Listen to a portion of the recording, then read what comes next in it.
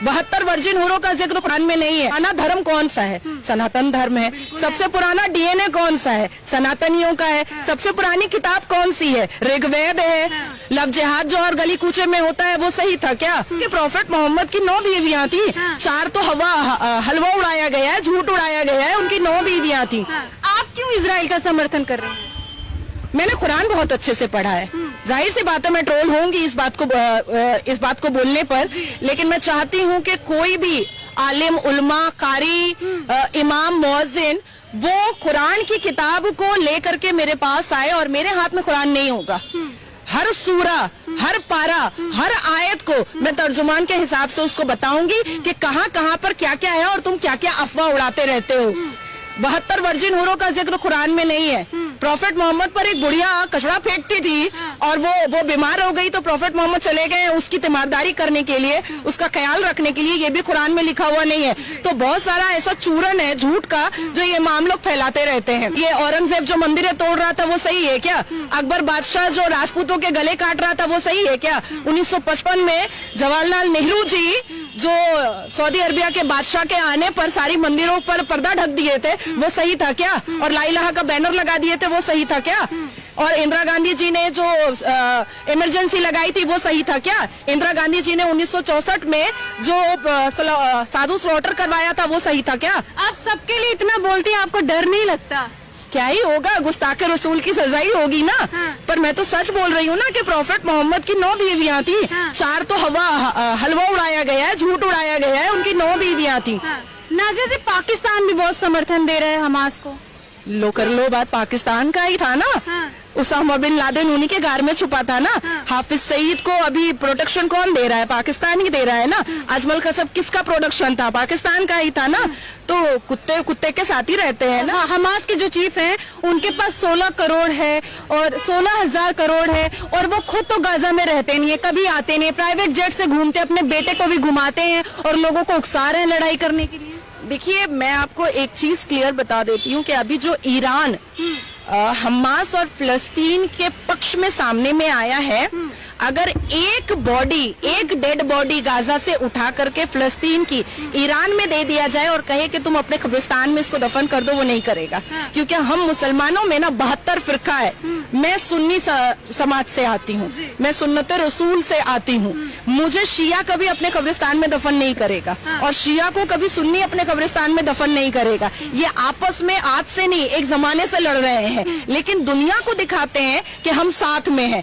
भारत में बार बार मौलाना अरशद मदनी क्या कहते हैं कि हम 21 करोड़ हैं। भाई साहब थोड़ा सच बोल दो, क्योंकि 72 फिरका जब टूटेगा, उसका जब सर्वे रिपोर्ट निकलेगा ओबीसी की तरह, तो इसमें कितना मिलेगा, आपके हाथ में कितना आएगा, ये भी सामने लाना बहुत जरूरी है। और 72 फिरकों वाले को मैं एक चीज और तोड़ के बता देती हूँ मौलाना अरशद मदनी के लिए कि देखिए, भारत में शिया को सुन्नी नहीं मानता है। सुन्नी समुदाय जो है, हालांकि मैं खुद सुन्नी हूँ, सुन्नी समुदाय जो है ना शिया को मानता है, ना वहाबी को मानता है, ना अहमदी को मानता है, ना यहूदी को मानता है, ना पारसी को मानता है। तो 72 फिरका जब टूटेंगे ना तो सुन्नी के पास वोट बैंक सिर्फ बचेगा 5%। यानी कि आप कह रहे हैं कि मुस्लिम समुदाय के जो लोग हैं एक नहीं है? बिल्कुल नहीं है। भाई, इमाम हसन हुसैन का गला किसने काटा था? मुसलमान ने ही काटा था ना, क्योंकि मुसलमान के हिसाब से तब तो हिंदू था नहीं। बीबी फातिमा रजी अल्लाह ताला अन्हा के खाविंद का, शौहर का कलेजा किसने चीरा था तलवार से? मुसलमान ने, उनके बगल के नमाजी ने चीरा था ना, क्योंकि मुस्लिम समुदाय के और कुरान के हिसाब से तब तो हिंदू था नहीं। तो भाई मुसलमान तो आपस में काटते मारते आए हैं, तो आज भी काट मार रहे हैं। अच्छा, इनको आप देखिएगा कि मौलाना अरशद मदनी और all India Muslim personal law board हमेशा कहता है मेरे मदरसे नहीं बंद होने चाहिए। मैं अपने मदरसे को बंद नहीं करूंगा, क्योंकि जो हराम की कमाई आ रही है ना, और हलाल की भी कमाई आ रही है, ये जितने स्लॉटर हाउस है, हलाल ये, हलाल वो, हलाल ये, जो जितने सब किए बिना क्या इनका धर्म नहीं चलेगा? नाज़िया जी, चलिए मुझे आप ही एक मौलाना का नाम बताइए जो इंजीनियर है, डॉक्टर है, साइंटिस्ट है, लेकिन दीन के राह में अपना काम कर रहा है। चलिए बता दीजिए, बता दीजिए। लेकिन दीन की राह में, अल्लाह की मोहब्बत में मस्जिद में जाकर के नमाज अज़ान दे रहा है, ऐसा तो कोई नहीं है। बहुत डर है इन लोगों को कि जिस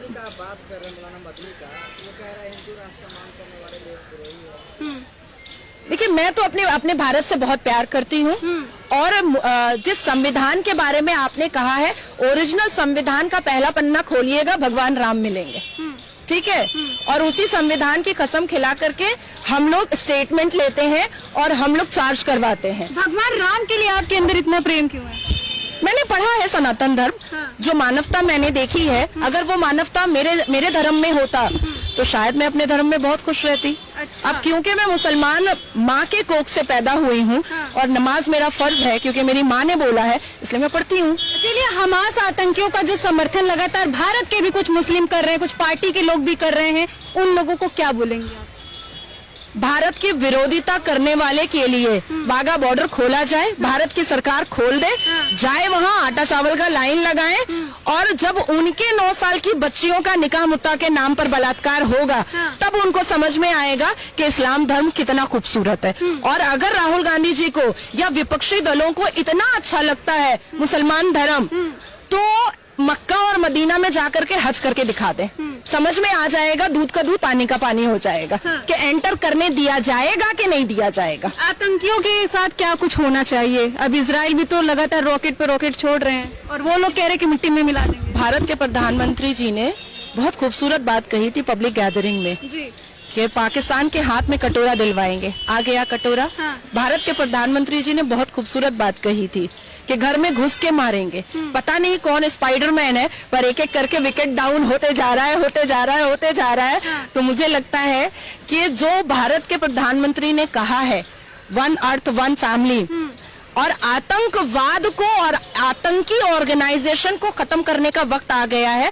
मुझे लगता है कि इजराइल के प्राइम मिनिस्टर को सल्यूट है मेरा कि मारो, इतना मारो, इतना मारो, इतना मारो कि बाप दादा पुश्त दर पुश्त याद रखे कि ये जो गुस्ताख रसूल का जो फतवा है, ये कोई दूसरा भी उठा सकता है, अपमाने राम भी किया जा सकता है। एक आखिरी सवाल, अभी बीते दिन इंडिया पाकिस्तान का मैच हुआ था, पाकिस्तान बड़ी बुरी तरह से हार गया, उस पर क्या बोलेंगे? देखिए, बाबरे आजम और ठरके आजम पर ये लोग बहुत निर्भर कर रहे थे। जो ठरके आजम चम्मच से नूडल्स खा रहा था, बिरयानी इतना खा लिया कि खेल पे फोकस नहीं कर पाया, तो भीखमंगे देश से आया है, यहाँ पर खाने पर फोकस कर रहा है, खेल पर फोकस नहीं कर रहा है। और मैं एक चीज और कहना चाहूंगी कि जिसने भी सनातन को और सनातन धर्म को मलाइन किया है या अपमान किया है, वो सब के सब फना हुए